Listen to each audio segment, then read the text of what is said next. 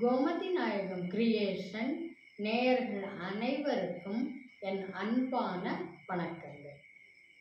நேயர்களே, நான் ரொம்ப காலமாக கொஞ்சம் வீடியோ போடுறது தடைப்பட்டுருச்சு.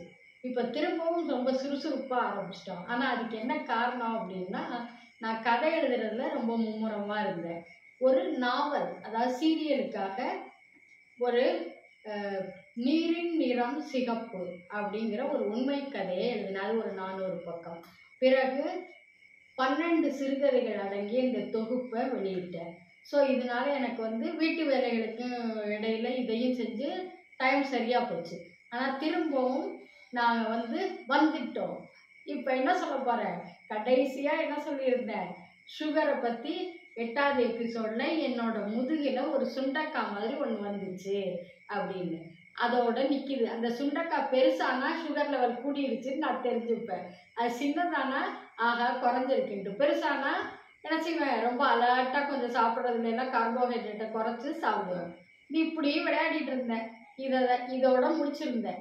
அதுக்கு பிறகு என்ன அப்படின்னா, நான் அதே மாதிரி செஞ்சிட்டு இருந்தேன்னா அலோபதி மெடிசனும் எடுத்துகிட்டு இருந்தேன். ஆனால் என்னன்னா, இந்த ஸ்டமக் அடி வயிற்றுல ஒரு நமனமான எரிச்சல், இரிட்டேஷன் வந்துடுச்சு. அப்போ என்ன பண்ணுறது, டாக்டரை கேட்டால் டெய்லி இளநீ குடிங்க அப்படின்னாங்க. கொஞ்சம் இளநீ குடிக்கிறது நல்லா இருந்துச்சு. ஆனாலும் டெய்லி 40 ரூபா 50 ரூபா கொடுக்கும்போது கொஞ்சம் இங்கே இதாக இருந்துச்சு. அதுக்கு பிறகு கொரோனா காலங்களுக்கு வர்றேன். கொரோனா காலத்தில் என்னாச்சு அப்படின்னா, எனக்கும் என் பையனுக்கும் எல்லாருக்குமே வந்துருச்சு கொரோனா. அது எல்லாருமே தானே போச்சு 2020 21. அப்போ கொரோனா காலத்தில் ஆயுர்வேத மெடிசின், நான் கேரளாலேயே வளர்ந்தனால ஆயுர்வேதமும் சாப்பிட்ருக்குறேன். ஸோ ஆயுர்வேத மெடிசன். ஆனால் அவங்க கூட என்ன சொன்னாங்கன்னா, நீங்கள் சாப்பிட்ற ரெகுலர் சுகர் டேப்லெட்டையும் சாப்பிட்டுக்கோங்க அப்படின்னு தான் சொன்னாங்க. ஃபோனில் கூப்பிட்டு பேசுவாங்க டெய்லி. அந்த டாக்டர்கள் எப்படி இருக்கீங்க என்ன அப்படின்ட்டு கேட்பாங்க. அப்புறம் என் சன் சொன்னால், இந்த மாதிரி இந்த மருந்துலேயுமே சுகர் தடுக்கிற மருந்துகள் இருக்குமா ஆயுர்வேதத்தில், இப்போ தான் இருக்கேன், அவன் எதுனாலும் கூகுளில் போய் ரிசர்ச்சே பண்ணி சொல்லிடுவான் என் பையன் அப்படின்னு சொன்னான். சரின்ட்டு அப்போ என்ன செஞ்சேன், ஆங்கில மருத்துவத்தை நிறுத்தியிருந்தேன், ஆயுர்வேதம் மட்டும் சாப்பிட்டுட்டு இருந்தேன். அப்புறம் ஒரு 2 மாசத்துல சரியாயிடுச்சு. அவங்க ஆயுர்வேதத்தில் என்ன விஷயம் அப்படின்னா, அவங்க சொல்றபடி உணவில் இது சேர்க்கக்கூடாது இது சேர்க்கலாம்னு சொல்றாங்க இல்லையா, அதுபடி நம்ம இருந்தோம்னா கண்டிப்பாக சீக்கிரம் குணமாகும். ஸோ 2 வாரத்தில் எனக்கு குணமாயிடுச்சு. அதுக்கப்புறம் தான் நான் யோசித்தேன், சரி நம்ம இந்த மாத்திரையை நிறுத்திட்டோமே என்ன செய்யறது அப்படின்ட்டு. அந்த ஆயுர்வேத மருத்துவம் அடையாறில் இருக்கு. ஸோ இங்கே பக்கத்தில் ஒரு டாக்டர் சித்தா மெடிசின் அதை திறந்தாங்க கிளினிக்கு. சரி அப்படின்ட்டு அங்கே போக ஆரம்பித்தேன். நம்ம வீட்டில் இருந்து ரொம்ப பக்கம் தான். அங்கே போக ஆரம்பித்தேன் சித்தா மெடிசின். இப்போ ஒரு காலகட்டத்துக்கு அப்புறம் நான் என்ன செஞ்சேன், அலோபதி மெடிசினை நிறுத்திட்டேன்.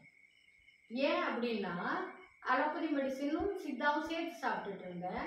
ஆனால் ஒரு நாள் என்ன ஆயிடுச்சுன்ட்டா, எனக்கு ஒரு டவுட்டு, அலோபதியால் சித்தா வேலை செய்யுதா செய்யலையா டவுட்டு தான். நம்ம டாக்டர் இல்லையே, இந்த மூடை இருக்குது பார்த்தீங்களா, அதில் ஒரு சந்தேகம் வந்து போச்சு.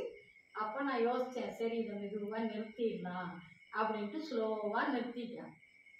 ஆனால் ஒரு நாள் என்ன ஆயிடுச்சுன்ட்டா, நைட்டு கொஞ்சம் அப்படியே கிருன்னு இருந்துச்சு.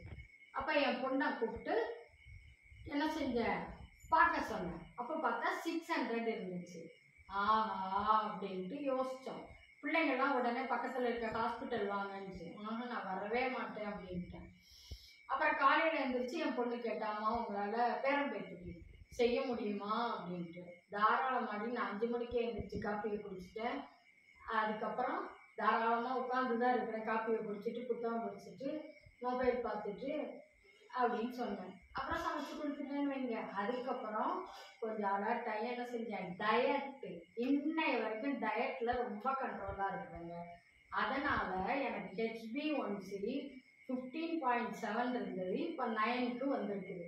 இன்னமும் கொஞ்சம் அலர்ட்டாக இருந்தேன் அப்படின்னா, இப்போ பழங்களே ஒரு பப்பாளியே கூட நம்ம நைட்டு ஒரு பொழுதுக்கு சாப்பிட்டுக்கலாம். அப்போ நமக்கு சுகர் லெவல் இரவில் கூடாது அப்படிங்கிற ஒரு முடிவு பரிசோதனை பண்ணி பார்த்துட்டேன். இப்போ வந்து அப்படியே ரெகுலராக போயிட்டுருக்குது. ஸோ இப்படியே நான் கண்டினியூ பண்ணி என்னைக்காவது கண்டிப்பாக இன்னும் ஒரு 6 மாதத்துக்குள்ள சுகர் லெவலை 6 to 7 கொண்டு வந்துடுவேன் நம்பிக்கையோடு சொல்கிறேன். நேயர்களே, நீங்களும் எந்த வியாதி வந்தாலும் என்ன செய்யறது, அதுக்கு மருத்துவம் முதல்ல நம்ம கையில் இருக்குது. நம் முன்னோர்கள் சொல்லியிருக்கிறாங்க, காலையில் தியானம் பண்ணால் நம்மளுடைய வெள்ளை அணுக்கள், அதான் சிப்பாய் நம்ம உடம்புல, எந்த வியாதியை எதிர்த்து போராடும். இதை இப்போ சயின்டிஃபிக்கலாக கண்டுபிடிச்சிருக்கிறாங்க. வெள்ளை அணுக்கள் இந்த மாதிரி நம்ம தியானம் செய்யும் பொழுது நல்லா போராடுது, நமக்கு சக்தி கிடைக்குதுன்னு சயின்டிஃபிக்கலாகவும் சொல்லியிருக்காங்க. நம்ம முன்னோர்கள் எப்போவோ அதை சொல்லிட்டாங்க. ஆனால் எல்லாருமே இந்த மாதிரி சுகர் வியாதி வந்துச்சுன்னா பயப்படவே பயப்படாதீங்க. ஏன்னா it is not a disease, it is only diabetic disorder. அதனால் தொடர்ந்து போராடுவோம். நீங்களும் உங்கள் அனுபவங்களை இது பண்ணுங்க. 25 ஆண்டு முடியுது, நம்ம எல்லாரும் சேர்ந்து அதை வெள்ளி விழாவை கொண்டாடவும் செய்வோம். நேயர்களே, இன்னொரு விஷயம், அதாவது உங்களுக்கு சுகர் இருந்தால், ஏன்னா இந்தியாவில் தான் சுகர் பேஷண்ட், ஐயோ நம்மளை இப்படி சொல்லக்கூடாது, சர்க்கரை உள்ளவர்கள் அதிகமாக இருக்காங்கன்னு ஸ்டாட்டிஸ்டிக்ஸ் சொல்லுது. அதனால இதை பார்க்குற யாருக்குமே சுகர் இருந்துச்சு அப்படின்னா கமெண்ட் பாக்ஸில் கமெண்ட் பண்ணுங்கள். அதே போல் தைரியமாக இருங்க. டவுட் இருந்தால், நான் டாக்டர் இல்லை, இருந்தாலும் உங்களுக்கு ஏதாவது சந்தேகங்கள் வந்தால் கமெண்ட் பாக்ஸில் கேளுங்க, வரவேற்கப்படுகிறது.